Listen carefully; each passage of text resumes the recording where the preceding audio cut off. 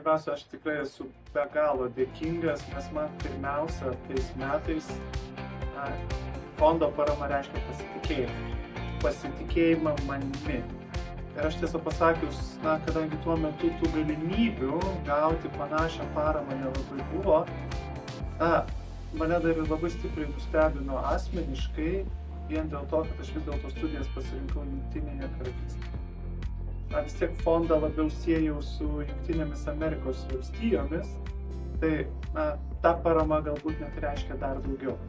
Ir man atrodo, tais metais, kad aš pats važiavau studijuoti, tai buvo mano antrosios magistro studijos Londono matematikos mokykloje.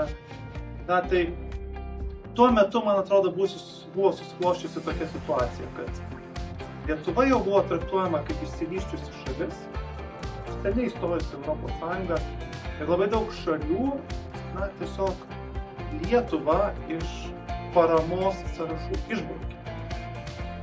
O kartu dar tuo metu nebuvo tokių galimybių, kokios yra dabar. Dabar Lietuvoje yra daug privačių iniciatyvų, vyriausybė tam tikras stipendijas teikia.